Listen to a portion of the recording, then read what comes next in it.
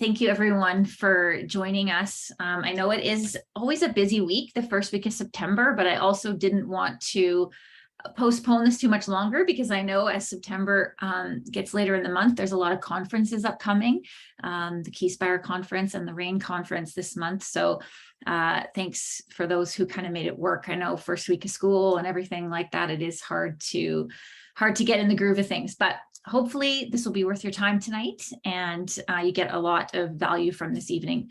So we are going to jump right into it here.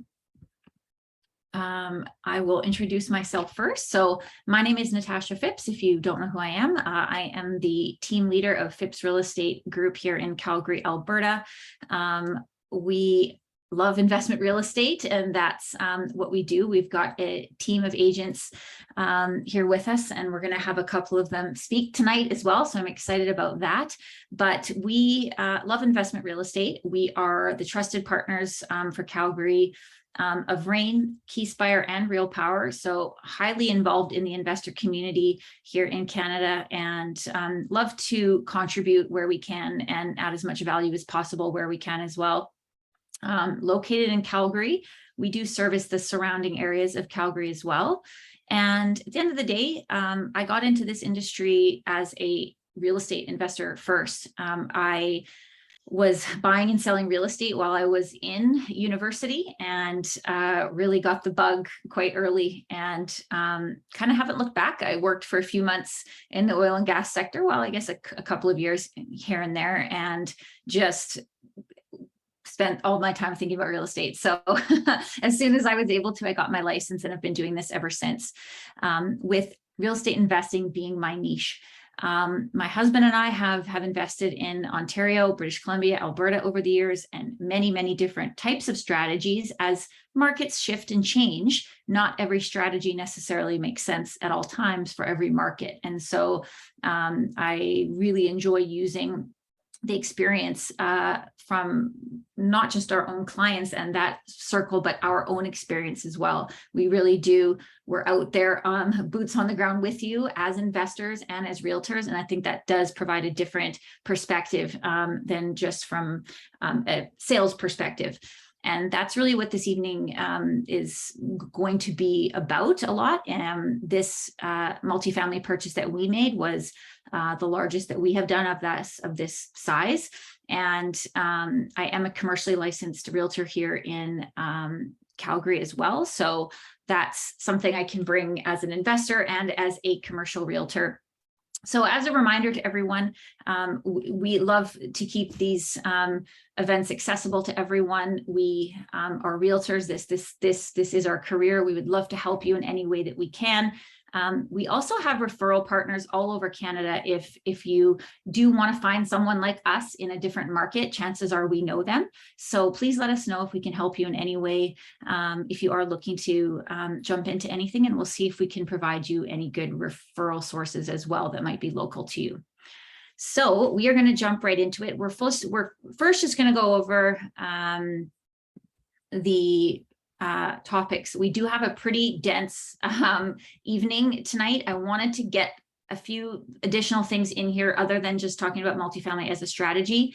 Given we are at the end of summer, it's we're moving into the fall market, and things tend to adjust a little bit as we kind of all make our push towards the end of the year. So we are going to do a current market update with Alexandra Sell on our team. She's going to give us a kind of current state of the union. Our full-time property manager, Una Allen, is going to give a quick update on the property management side of things as well, and just what's the kind of state of the market out there too. And then the rest of the evening, we will be speaking about multifamily as a strategy. What does that mean? What is the differences between multifamily and residential? So a few things about why and why not, and why I, as an investor, am looking at Calgary right now for multifamily. And then we're going to talk about the actual story of why I was so excited about the property that we ended up purchasing. And that will, I think, bring about a lot of questions too that a lot of people have in how to structure these types of deals. They are very different than just picking up a single family home. And so I want to leave room at the end. This will probably go over a little bit, but feel free, if you have to leave, go ahead. But I do want to get any questions answered at the end, to make sure that we're getting those questions answered for you. So a lot to cover. So we will get started. As always, feel free, guys, if you have a question, pop it in the chat. And then if we kind of can't cover it at that time, we'll absolutely circle back at the end. But if it makes sense to answer it at that time, I kind of like to hear and gauge how things are going. If I'm going too fast or have kind of skimmed over something too quickly, please let me know, so that I'm able to make sure that we're building upon the topic as we go along here. So first up, if you are not following us on our journey here, our most important sources and how we stay in touch with you guys is, number one, our Calgary Real Estate Investing Facebook group. I'm sure all of you are already on our email list. Otherwise, you probably wouldn't have got this invitation, but we do our email list, and our Facebook group is our two kind of largest and quickest ways to get information out to you guys. So if you're not in there, please go check it out. There's my Instagram handle as well, and our website and YouTube channel. We do post the recordings of every live event that we do on our YouTube channel, as well as moving into the fall, we'll be doing more interview style videos on there as well. We'll be announcing which one's coming up next week at the end of tonight. So with that, we will get started, and we're going to start with Alexandra Sell, who's going to give us our little market update here and boots on the ground in Calgary. So thanks for being here tonight, Alex. Yeah, thanks for having me. Hello, everyone. And my market update will be super short because I'm pretty sure everybody wants to hear you, Natasha, and your story. But especially for those out-of-town investors, I'm sure you've already heard that Alberta is the place to be right now. Our economy is booming. We have a lot of big infrastructure projects that are coming to completion, such as ring roads, some state-of-the-art hospitals. Our net migration is also up. And I think for those of you in Ontario, you've probably seen Alberta social media ads. Our government started a campaign in attempt to attract more quality workers. And so I think that's what we're seeing. Just in the last 2 months, I've sold 5 houses sight unseen to people moving here from Ontario. Incidentally, our unemployment rate is also down. As of today, it's 4.8%, which as a comparison, it was 8.4% this time last year. And surprisingly, last month in August, Calgary gained 12,000 jobs. So really good news. Yeah. And of course, interest rates have been going up. And from what we are hearing from our other partners, BC and Ontario markets have kind of come to a standstill, but not so much in Alberta. Number of sales in Calgary is almost unchanged, and makes Calgary different in that regard. And one of the big reasons is that our inventory is super low. It's still less than 2 months of supply. So still a seller's market, just like it started in January, maybe not going as strong, but there is less competition for the sellers. And because of that, prices are much higher than last year.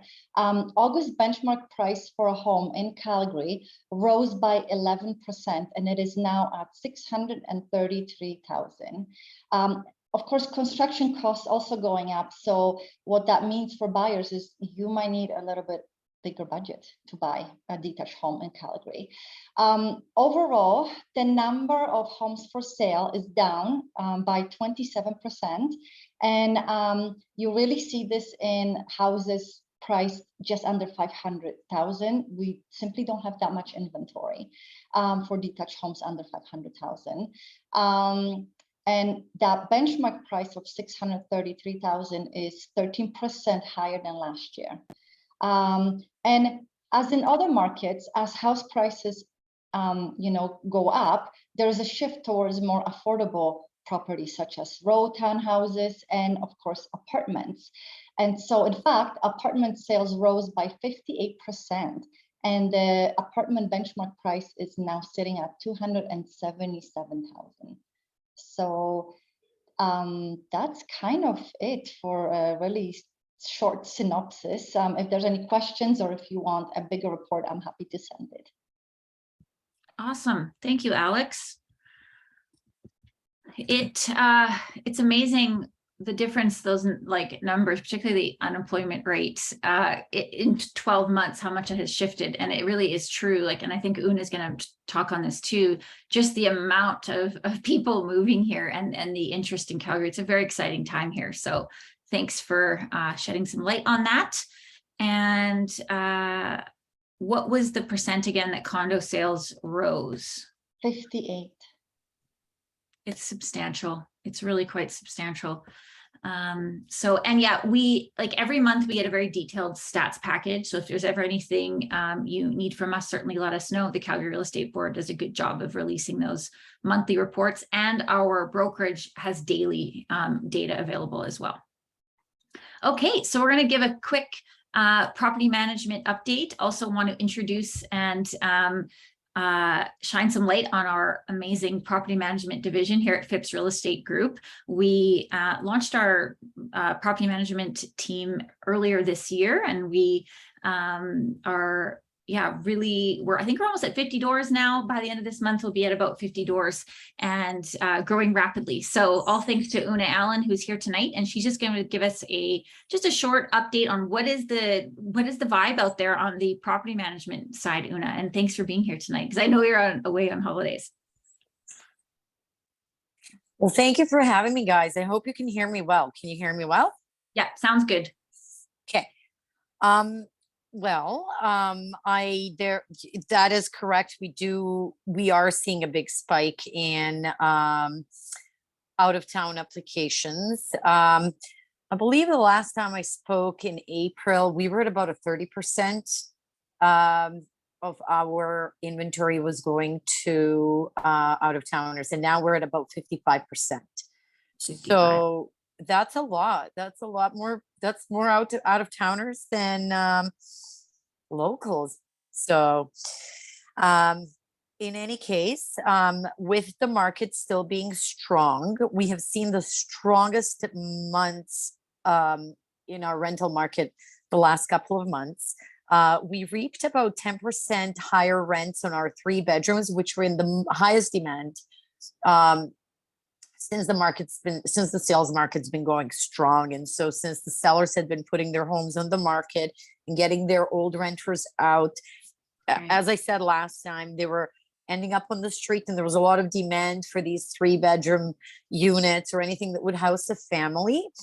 And so with the market from 3 months ago, not to forget that when a home gets sold, it takes about 3 months to get the tenants out afterwards. So when we had our strongest market 4 or 5 months ago, or ending 3 months ago, is exactly now. We've had that bubble in the rental market like really inflate to about 10% higher than the April and May rents. So a 3-bedroom, 2.5 bath with a garage used to go for about $2,000, and now it is going for $2,200. And that would just be like the upper unit without the basement, or if it's a whole house, it would even be more like a detached. We've also seen a huge spike in pricing, even 50% increase in the 1 and 2 bedrooms. We've seen a smaller increase in price in the 3 bedrooms, but we've also seen a bigger increase of 15% in the 1 and 2 bedrooms, because there was a little bit of a lag when the 3 bedrooms were going strong. So that's where we're at. We have a tech sector moving in strongly. That would be a lot of people moving in. We have a lot of Ukrainian refugees, which are being settled in very nicely in Calgary.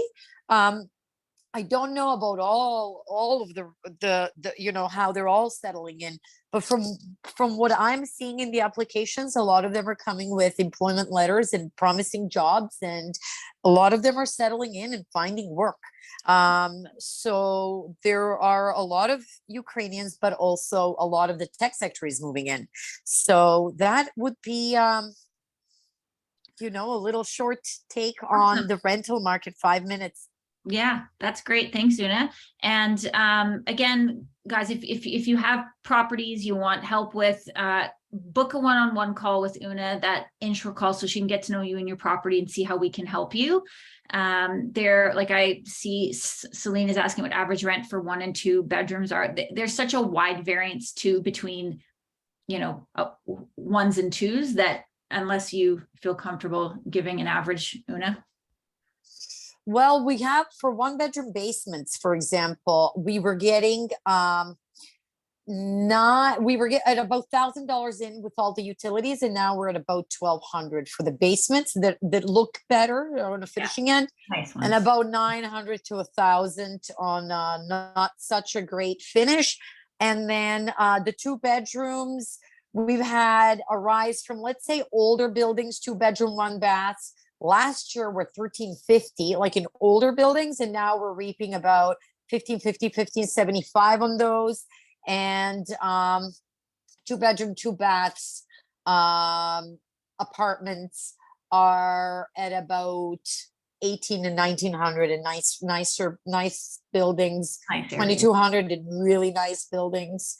So there, I hope that Awesome. kind of, That's that great. okay? Nope, that's perfect. We could talk for the whole hour on property management. I think we will do that. We'll do a whole webinar, because there's a lot to go over and a lot of experience that Una could bring to the table here. So we will do that for an upcoming event. But for now, we will talk about multifamily. So thanks so much, guys. Just remember, we're all here as resources for you guys when you need something.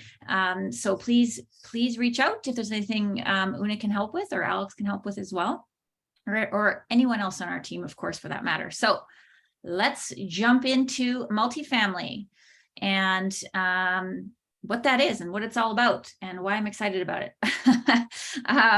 So first off, let's just chat quickly about what is multifamily and what does that mean. And occasionally I find two terms are different in different areas.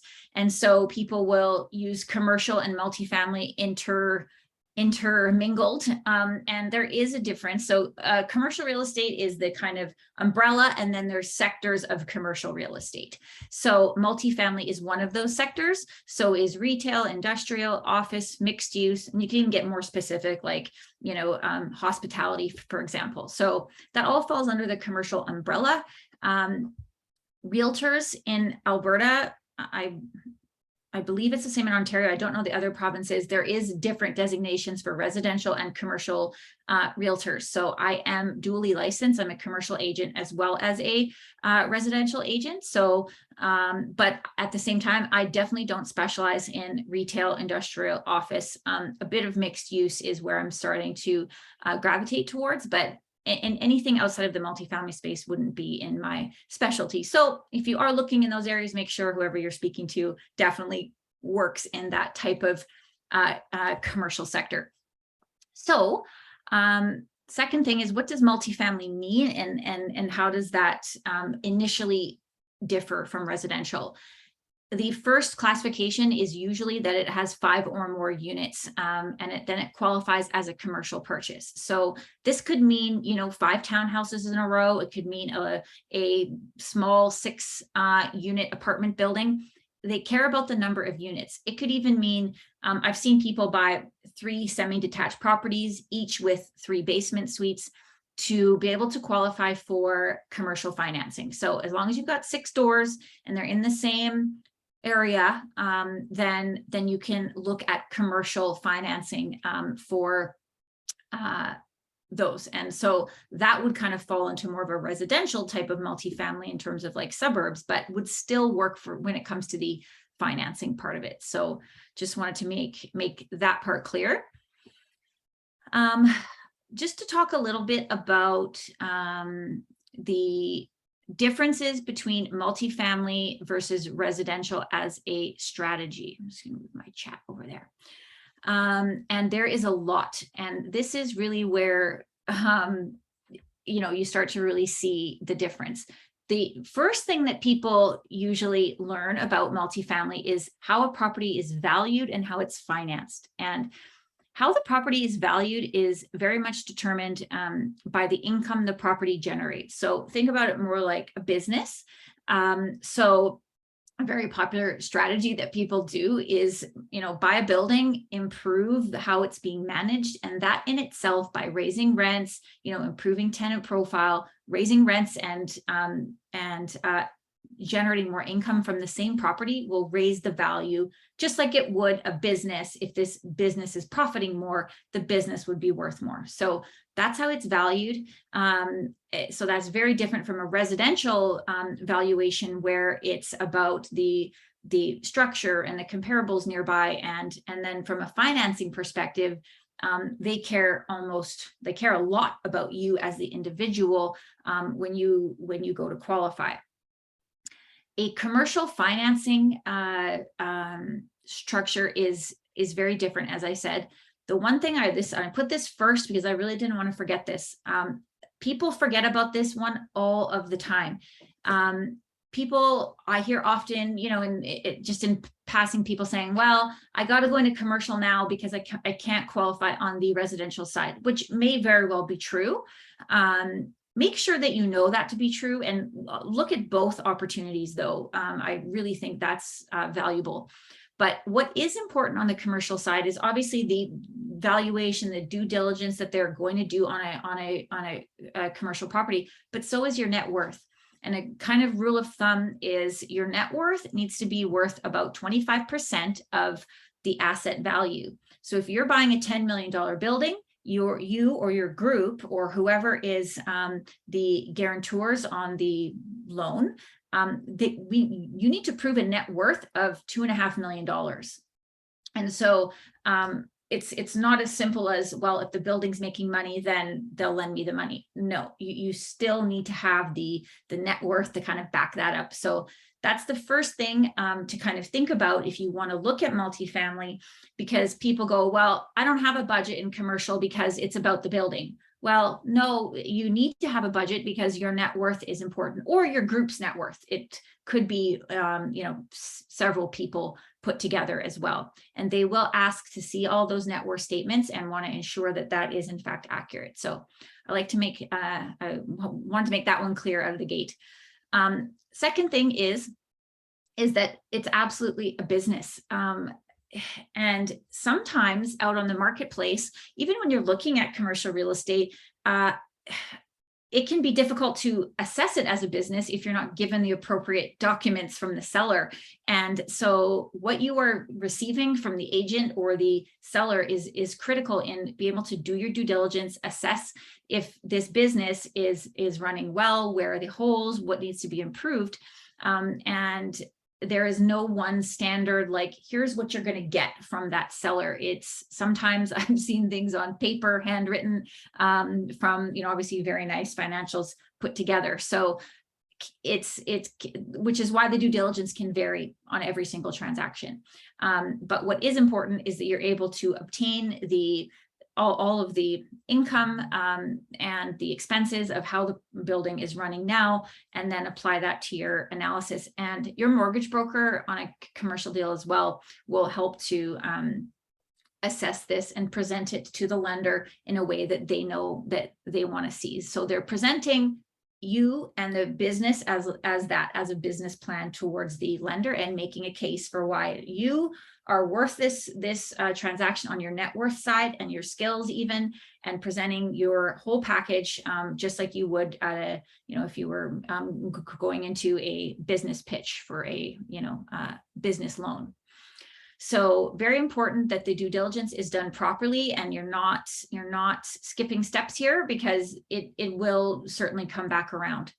The other thing that people are often surprised by is the due diligence expenses. This adds up very, very quickly.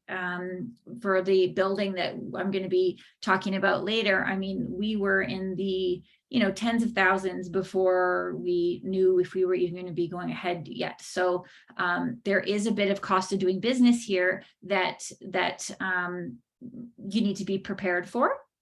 And those can be things like your appraisal, your environmental assessments. So just to give you an example, for the environmental assessment, we had to do a phase 1 assessment and a phase 2. So there are 2 different assessments, 2 different costs.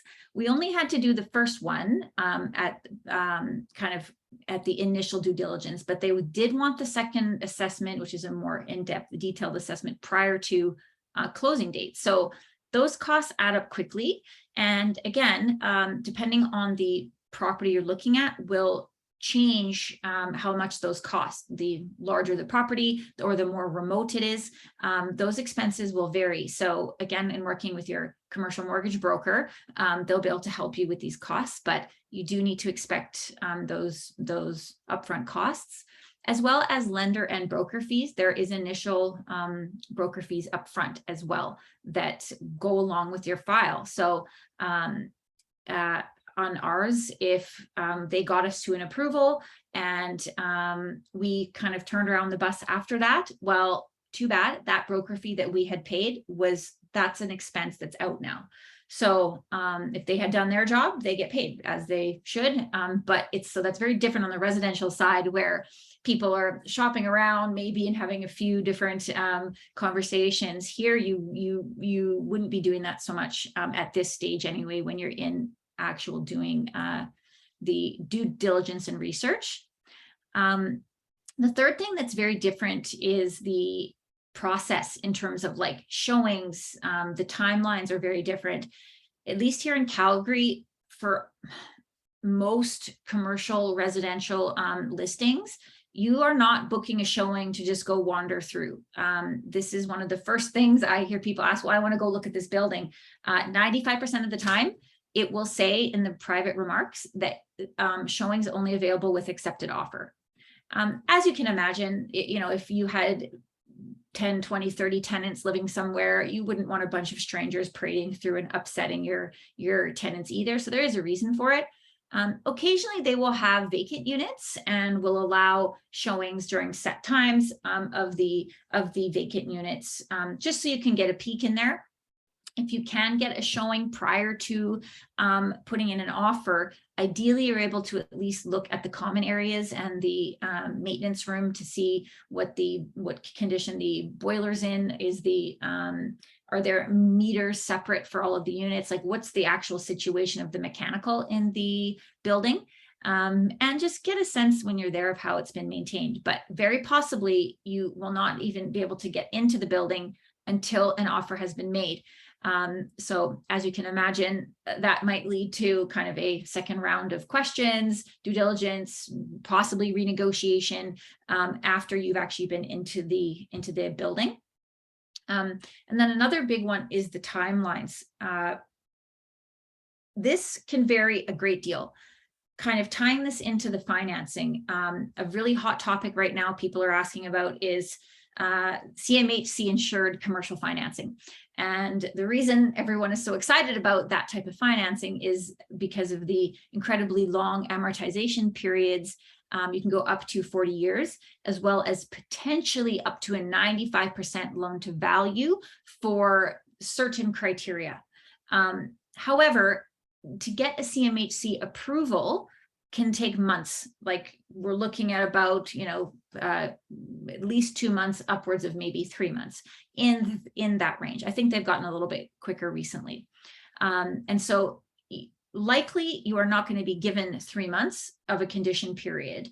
But that doesn't mean you can't get maybe at least a few weeks, if not a couple months, occasionally, depending on the deal. So it'll vary. So what people tend to do is if they want to go for this CMHC timeline, they will also get a backup lender in place that will give them that approval. To get a standard commercial approval, you can get that within the kind of 3 to 4 week timeline. So that's a much more reasonable timeline. Again, how much information is given to you up front helps a lot on that timeline. So there's no one size fit all here. It does vary project to project and how well the package has been put together for you to present to your mortgage broker. So very different timelines, and as well as showings. That's a big one for people new to this strategy.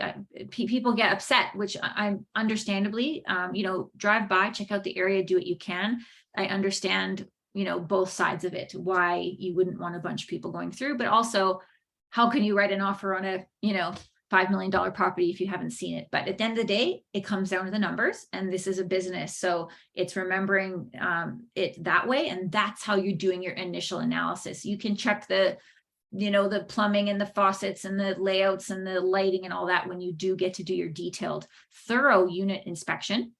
And that would usually be done during your condition period. So that's one of your conditions. You get to view the units and do a more detailed, thorough look at things once you have it under contract, and the seller knows that you're a serious buyer. And for that reason, then they will then give notice to all the tenants and allow for a walkthrough to take place. So moving on next here. So this is, and there's a whole lot more that I could talk about in terms of terminology, but I want to just do a few quick things because this comes up frequently, and you can Google this, of course, but I just wanted to go over it quickly. You hear people talk about asset class a lot in multifamily, and one is not necessarily the best over the other. It really depends what your strategy is. The A building compared to a D building has to do with the age of the building, the tenant profile, and like how good of shape it's in as well, how well it's been maintained. So an A building is like completely turnkey, and probably, I think, usually it's within a few years old, whereas D building could be, 50, 60 plus years old. So depending on your strategy, though, one's not necessarily better than the other. A very common strategy is to buy a C asset class building and do a BRRRR on it, just like you would with a residence or a home. You're going to improve the property and bring that building from a C asset class to a B asset class potentially by renovating, improving the building and the units and the tenant profile. So that you can do the same thing in commercial. As well as the cap rates. And so cap rate is something you hear about in residential as well. And it's not the be all end all of everything either. A lot of people just get very fixated on the cap rate.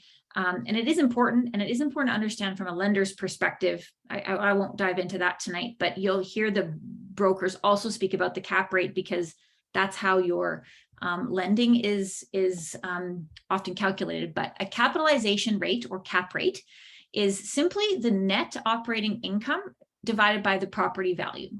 And that will give you a percent. So you'll hear people say, oh, this is a 5 cap or a 4 cap or a 6 cap or a 12 cap or something like that.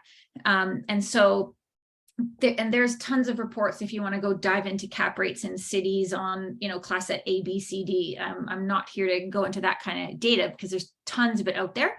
And you can research, what is an average cap rate for a B asset class in Calgary. And it just gives you a starting point to compare when you're looking at a property, if you can get the cap rate to see if it's in line with kind of your competitors around you in that area. Does it sort of make sense? And just as an initial quick kind of look, but it doesn't take into consideration your financing. And so depending what type of financing you get will, of course, change a lot of factors when you're doing your numbers. So cap rate is not everything. It's just a quick kind of look at how that property is performing based on the income and the value. So it's a performance indicator, but it does not take into consideration your financing, which very important when it comes to commercial. The rent roll is just as that sounds. You're just a list of the rents. And this is one of the first things that you need to know the rents and the expenses when you're looking at a property. Same with residential, right? Like we would look at what is this property rented for, or what could it rent for? But on a multifamily building, it's most likely rented. So you'll ask for the rent roll and the current expenses. And again, expect a wide range of packages and how that will come to you. But that's the information that you need. The more professional sales people out there will have very detailed pro formas for us to review, which is great. And financials as well. Financials are usually released to you upon an accepted offer. They're not going to just post their financials everywhere on a public listing, but during your due diligence period, that's certainly something that we can review. Your CapEx is any sort of capital expenditures. So large expenditures, you'll hear people talk about this too. Like, is there any outstanding CapEx? Is there any outstanding large expenditures that have not been done, or maybe they were done within the last year? So that's all that means. That could mean boilers, roofs, sidewalks, parking, whatever. It's just something substantial to the building that they're making a note of. So that's what CapEx means, capital expenditure. And then the last one is value add. And you see that a lot on listings, like opportunity to value add here or value add this. And again, that's really what it sounds like, especially in commercial, where your value adds or your active additions to the property will legitimately improve the value of the property. So in Calgary right now, I'm going to talk about this a little bit later, but while I'm talking about value add, if you're looking at properties online, especially in this multifamily space, this has been the most difficult sector of the market coming out of the recession. Through the recession, multifamily and density was, and condos as well, was hit the hardest. And so a lot of landlords in the last, since 2015, have maybe been delaying on their capital expenditures purely because they couldn't afford to do them, or just weren't in a position to be able to handle it. And so right now there is plenty of value add opportunities in these older buildings where they need someone to come along and do those larger burrs on a multifamily building. So this could be, 6, 8, 10, 12 units where they all need to be updated. They all need to be renovated. Maybe the boiler needs to be done, and who knows what else. And so there's definitely an opportunity for that here in Calgary.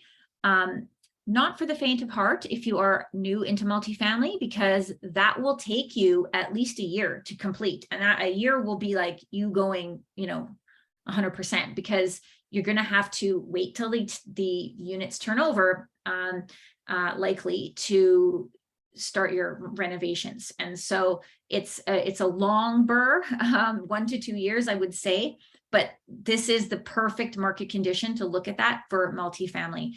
It was not, 3-4 years ago when the multifamily sector was just too unstable. The vacancy rates were too high, and you weren't going to get those rents after your renovation that you are today. So that's why now is the time for that kind of opportunity here. Okay, any questions on that? Looking okay? Okay. So let's talk a little bit about why multifamily and why people turn to multifamily at one stage or another.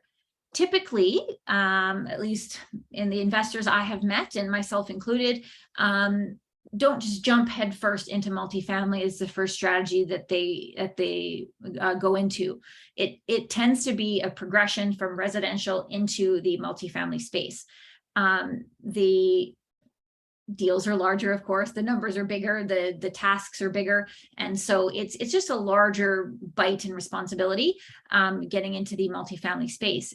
But some people are forced to look at commercial right away because of the financing benefits. And so qualification under financing is a really big one as to why people look at multifamily.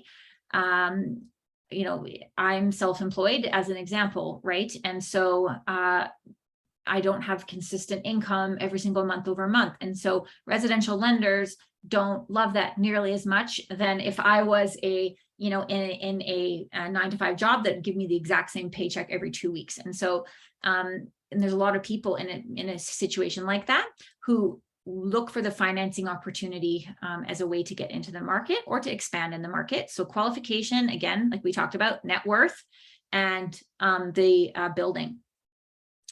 I do want to talk about, just to tie in that last slide a little bit here, to if you are going to do the BRRRR type of commercial strategy, there would be 2 steps, and that's what this value add and 2-step financing is.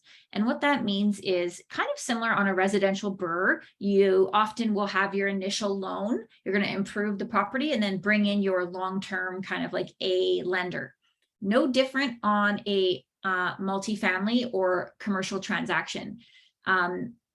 Where this can kind of be a hiccup though is your initial loan, if you are doing a value add and 2-step financing process, is that loan to value will be much less desirable than probably your long-term CMHC. So usually you're in around a 25% down payment, at least. It can go up to 35%. And the reason for that is it's traditional commercial financing, but the reason it could go up even higher than that is because you're looking at a building that is underperforming. Remember, they will only lend based on the performance of the building. So if what the income that's being generated and how the business is being run requires you to put more cash down, it's either in an area that the lender, might feel uncomfortable with, like a smaller town, or it's most likely, like if we're looking at a major city, like those numbers just aren't working. And so what a popular strategy to do here would be to put in the initial financing, do X amount of work that you have to do, or it might not even be work. It might just be purely improving how the building is being managed, which is what we're doing on our purchase, improving the rents, improving the tenant profile. And then, 6 months in or however long, a year, then you're going to bring in your, class A financing option, which is people are usually generally trying to get to CMHC insured commercial financing, particularly for this 2-step, because if you're putting down 25% for your initial purchase, you're going to improve the property value by X amount, and then you're going to refinance with your long-term CMHC program. And imagine some of those go up to 95% loan to value. So that is a substantial difference from 95.5 and maybe you are at 75.25. So that allows you to take a chunk of money out and do something else. Now, just to make a little note on the 95.5 program, it is very specific as to what that is for. They have a point system, CMHC does, that is to do with energy efficiency of the building. So they want energy efficient products. So that would most likely apply to newer buildings, as well as they do have some accessibility points that they call it in terms of, disabled access, accessibility into the building. And then as well as affordability units. And believe it or not, even the building that we bought, we have several units that absolutely qualify for the affordability sector, and still allows us to raise the rents multiple times until we've hit that ceiling of affordability. So that's what the MLI Select program is. If you hear people talking about that, that's like the 95:5 ratio, the sort of crown jewel right now of financing, 40-year amortization. Even if you don't get the 95:5 though, which a lot of buildings won't qualify for, you can still often plan to get the CMHC insured 85:15 ratio. So that would still allow you 10% to withdraw out of the project, plus whatever lift you had put on the building in terms of your work. So even that alone, that's still an amazing opportunity on its own. So I know that's getting kind of technical, but the financing is often a huge part of looking at multifamily, and it's where you also make your gains, is taking advantage of whatever your building has to offer and combining that in the best possible way with the best mortgage product. Okay, so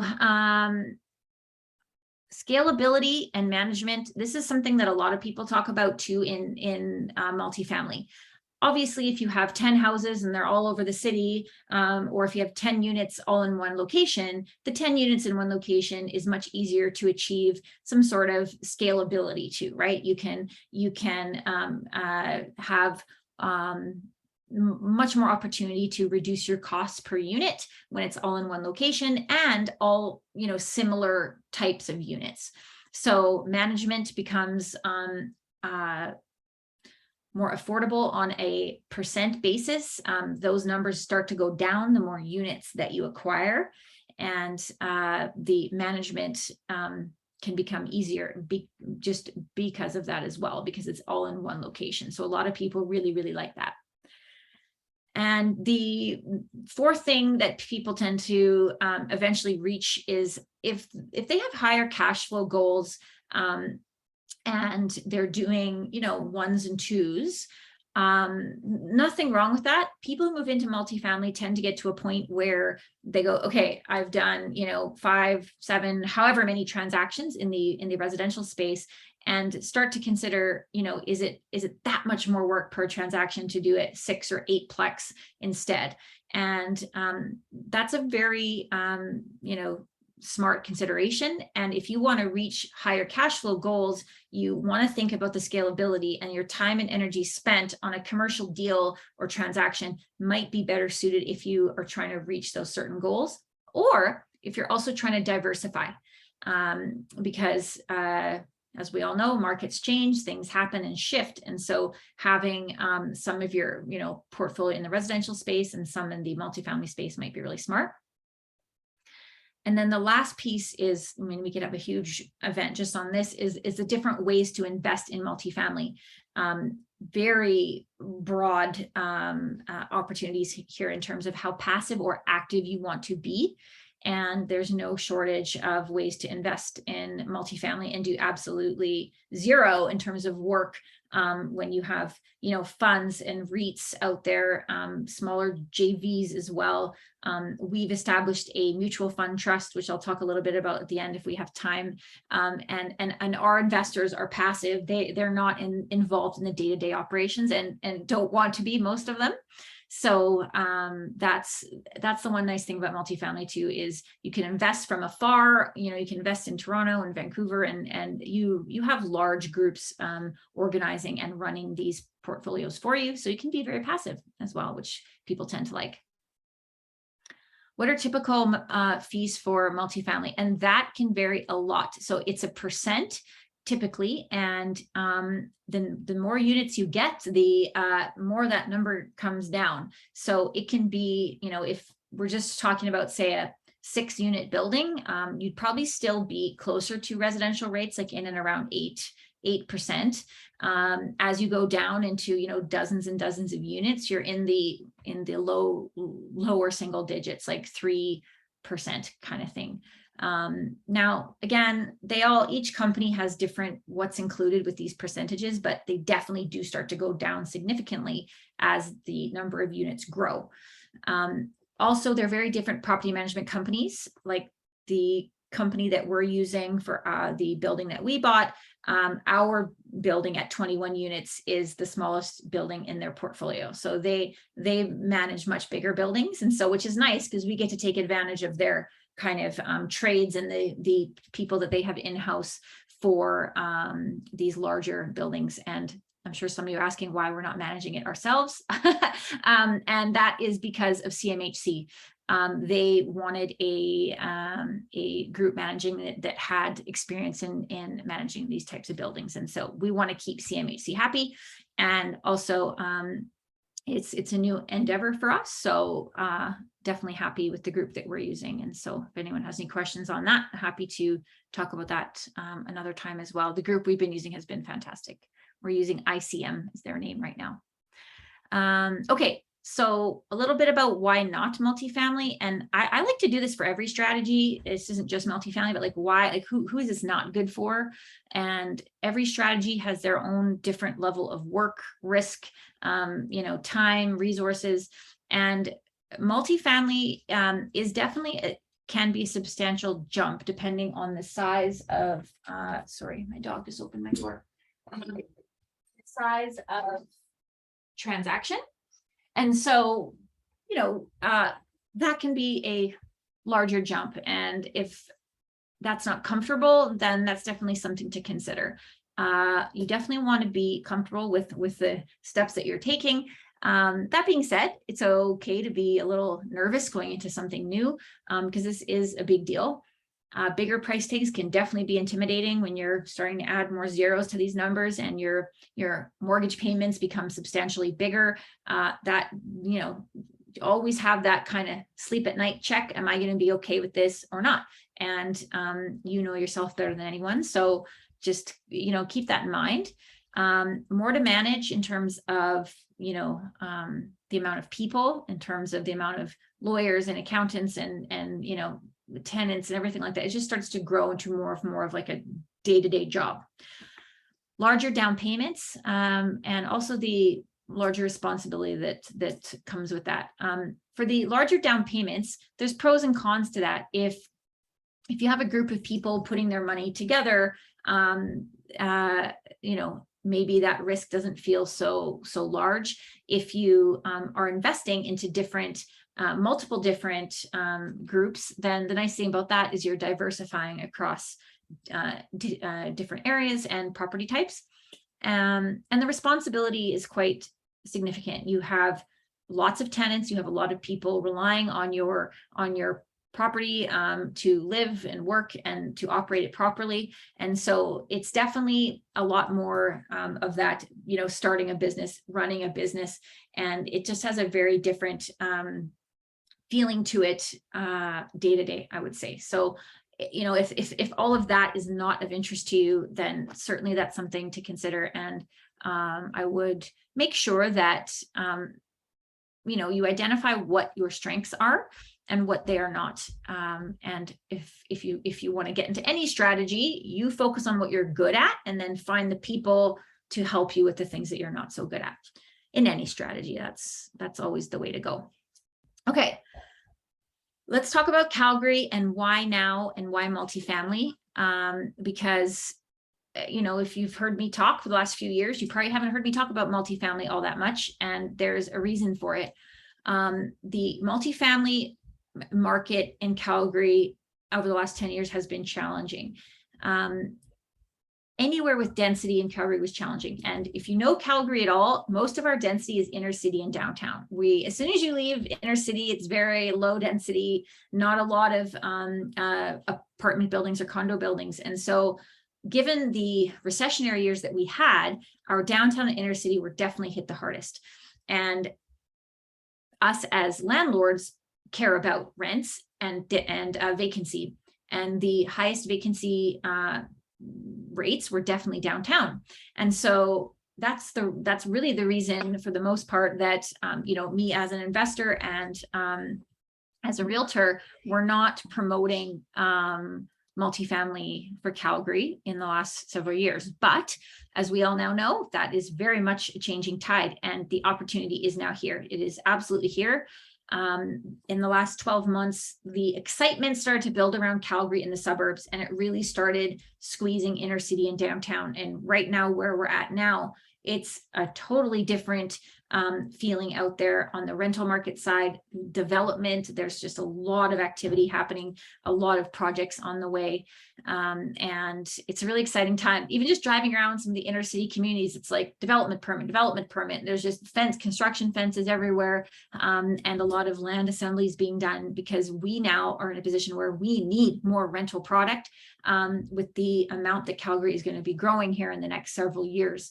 So we have the rental demand now, we have the people coming here, and from an investment standpoint and a strategy, the nice thing now is you can look at multifamily in Calgary and go newer on the newer side, because there is some newer developments being done now, like 6 and 8s and even larger buildings. If you are looking for something larger, there's new construction, 24, 30 units going up now that, I am aware of that will be coming to the market. So very different feeling than a few years ago, where I wouldn't have never suggested something that I wouldn't have invested in myself. So that's why.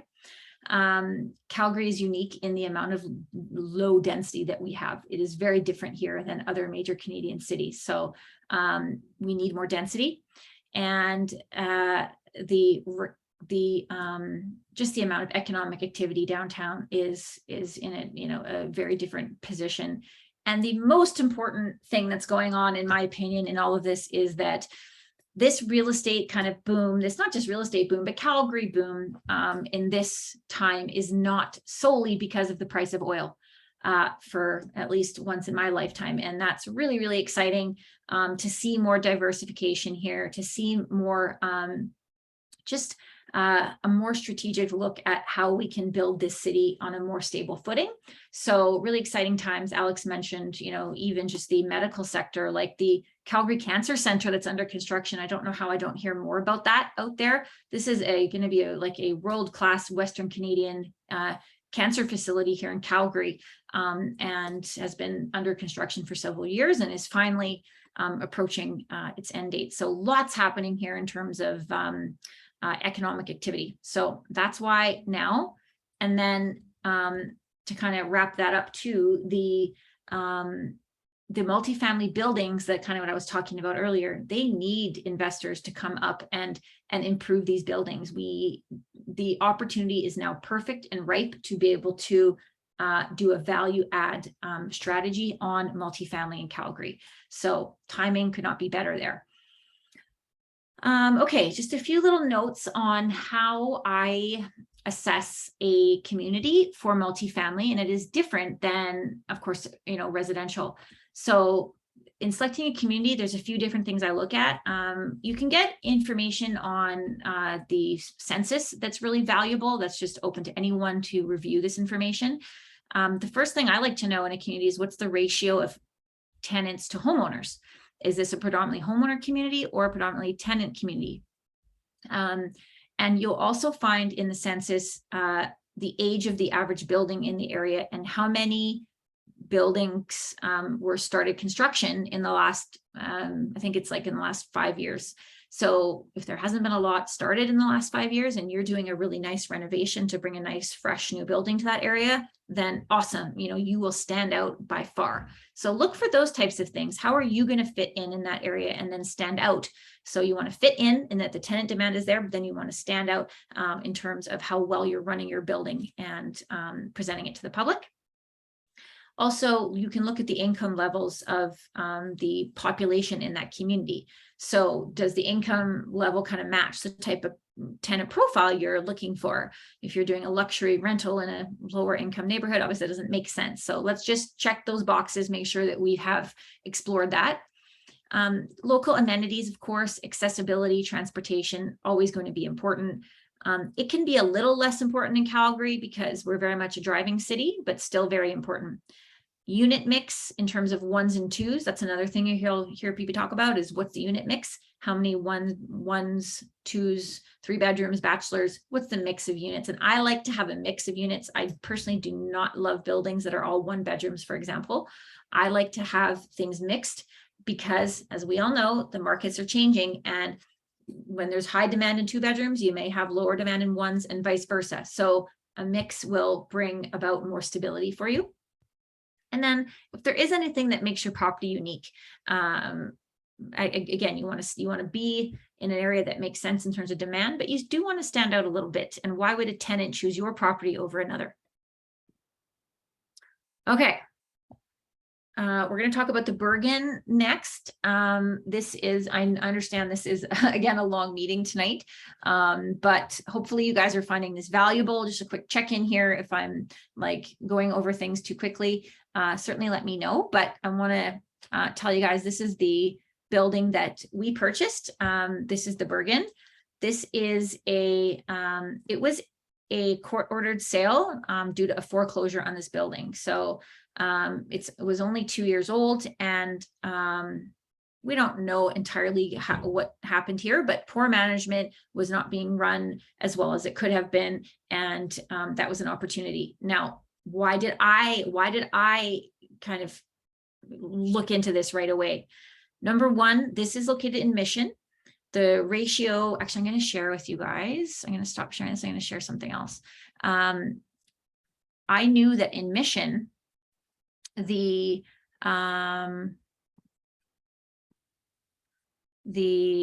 ratio of, this is my presentation from the Bergen, but I'm just gonna to point out to some things that I really liked. I'm not sure if you guys can see this okay, but the community of Mission, if you drive around this community, most of the buildings were older. 97% of the dwellings in Mission were apartments, but only 7% of them were built between 2011 and 2016, and very little, since then. So having something new in Mission was very rare. And then also 68% of the Mission residents are tenants, whereas the average in Calgary is 29%. So we've got more than a double amount of tenants in this community than the average for Calgary. So that right there piques my interest. And so that is, again, you want something that stands out. So we're newer when everything else is older. And we know that there's really good tenant demand in Mission. We know Mission is a very cool neighborhood. If you don't know it, it's a very trendy, like walkable neighborhood on the river, very nice social life and restaurants and accessibility, everything you would want in an inner city community. Mission has. So that was why I was interested in this area. And then knowing that, there's very little for new multifamily buildings in Calgary, that stood out right away. But the challenge was, for this particular one, it was a foreclosure. And so, the process of a foreclosure as a purchase, even on the residential side, is difficult in that you're given limited information. So remember at the very beginning, I was talking about how valuable that information is. You're only given what they give you, and they very well could leave things out in a foreclosure, and they did. And you also have to show up to court with an unconditional offer in place. So on an $8 million transaction, you can imagine there's quite a bit of due diligence ahead of time before you even get to court with an unconditional offer. And so that, however, was also an opportunity in that I knew that not many people would want to go down that road. So opportunity for us as well. Going through the foreclosure process combined with the commercial transaction was a incredible learning lesson, and taught me a lot as an investor and as a realtor. So that's maybe a story for another day in terms of all the details, but this one had a nice tenant mix, suite mix as well. We had talked about that. 12 one-bedroom units, 8 two-bedroom units, and 1 penthouse with an underground parkade. So good range there. Good tenant profile, because it's a quality building, beautiful, nice new building with, all the finishes that you would want in it, as well as really good parking options. So that was what got us interested in that.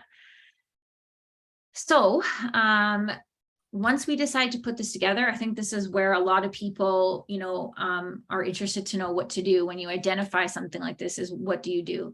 And you really need to get to work in terms of and I can bring that back up in a second, but in terms of the structure and the steps, the first things you need to do is determine if you do not have a structure set up in terms of your corporation or limited partnership, or what are you using? You will be talking to your lawyer and your accountant a lot. A lot. And because that upfront work is critical that you get it right.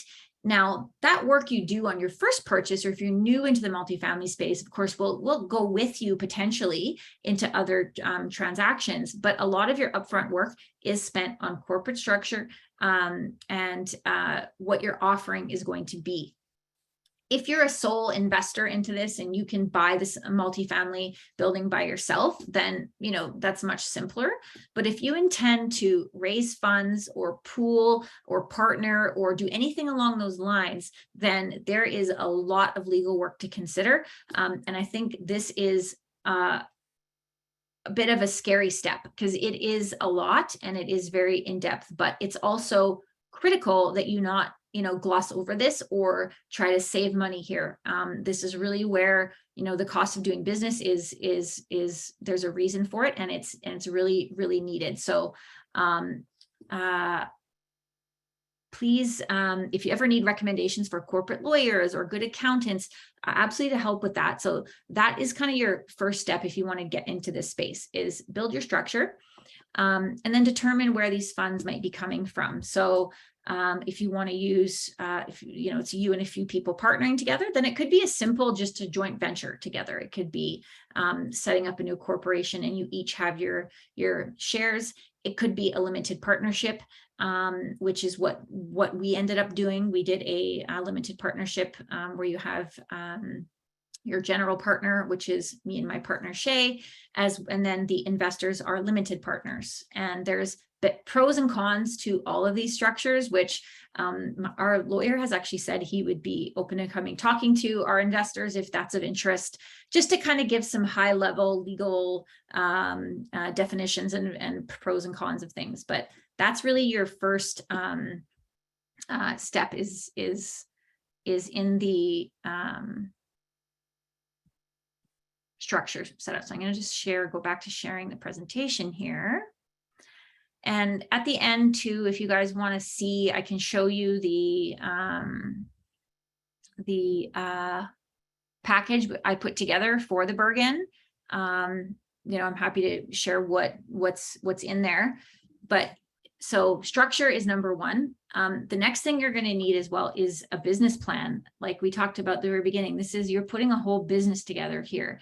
And these business plans need to be fairly detailed, particularly if you are intending to raise money. If you're intending to raise money, you need to have your plan set out, right? So this can take a lot of upfront work. A good way to get into this, I would suggest, is to determine your strategy that you're looking for. So say if you only want turnkey, then don't bother looking at the units that need to be renovated, because the legwork will start to bog you down and you won't get anywhere. So start with the initial numbers. If you know you want to get into multifamily and you're just waiting for the right deal, then do the corporate structure now. So often I see people wanting to write a deal, but they haven't set up the corporation yet. To me, that's backwards. Do your structure first and then go find the deal, because that stuff always takes longer than you expect it to. And when the lawyers say it'll take 4 or 5 days, but you have 100 questions, it won't take 4 or 5 days. It'll take weeks, because these are important decisions that you need to be thinking on and making sure that you're not rushing. So if you want to get into multifamily, that'd be my number one thing, is set the structure first, then go find the deal. And you will speak, as you see here, what steps you need to take: lawyers, accountants, more lawyers and more accountants. And it never stops, because then when you acquire the property, then there's even more questions for the lawyers and accountants. And the whole point of this is not to scare you. It's just that you want that team, right? Like, you need these people in your corner, because this is a constant, there's a constant back and forth that is going to arise. Even for simple, partnerships, you still need to have a proper structure in place, as well as, there's constant ongoing things that arise. And then the last piece of this is this, of course, this all costs money to set up. The nice thing is your structure at the beginning, that time is so well spent. It is expensive, and I highly don't recommend cutting corners here. Spend the money, get the best people you can. You don't want to save a buck here. You want the best people who have done this before you many times. That's who you want helping you with this. So, have those funds set aside and have the structure built ideally before you find the deal. Now, when we bought the Bergen, I didn't have the structure set up. So I did exactly the opposite of what I'm saying, but I wished it would have been the other way. The only reason I didn't have it done yet is we were actually already working on it, but it wasn't complete yet. But this came up and it was like, okay, this is the one that I've been kind of waiting for. So there's many types of structures you can speak to your lawyers about. Of course, you can buy outright personally as an individual, just one individual, either with a corporation or in your personal name. That would be the most simple. Joint ventures and partnerships, of course, you could do a joint venture between two companies. You could form a new company that you each own a portion of, and have a separate corporation for that.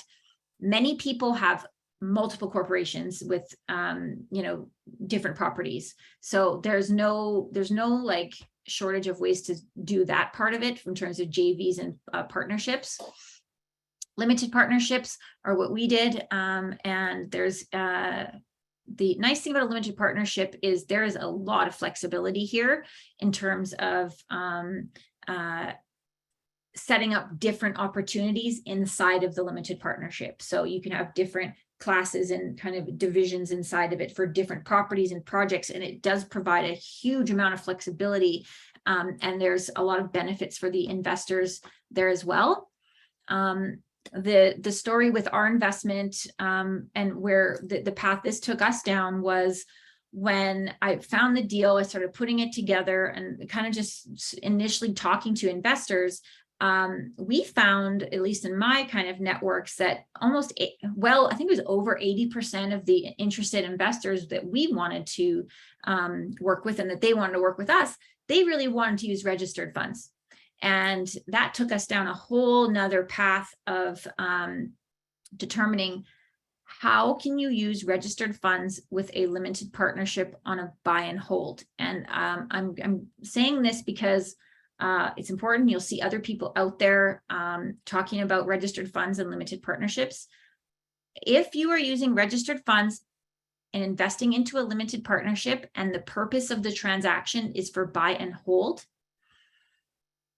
the registered funds have to go through a mutual fund trust in order to keep your registered funds and to not trigger a tax event for you. If you're using registered funds on an investment for a development, or you're loaning registered funds as a private mortgage to another investor, that's outside of this.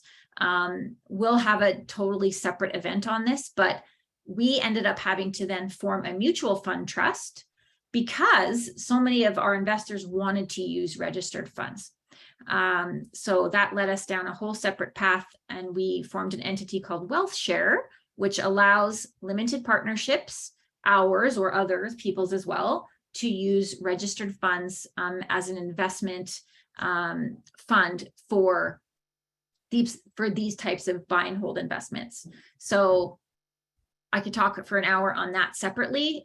If you're ever looking to go down that road, please call me. I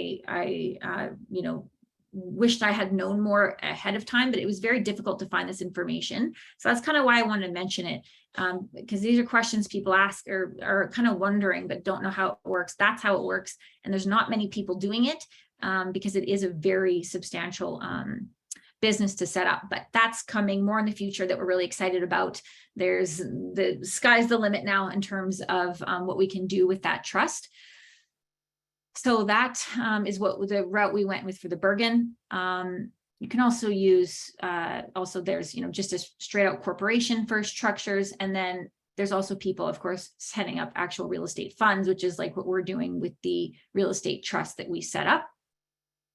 So on your first meeting with your lawyer, you're going to talk to them about what you're trying to do, who you want to do it with, and where you want these funds to come from if you want to set up your own entity.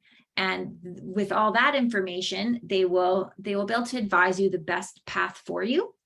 And oftentimes too, you might have, a couple different things. Like you might have a corporation as a joint venture on this project, and maybe eventually you're going to get into a limited partnership on something else, and that's okay too.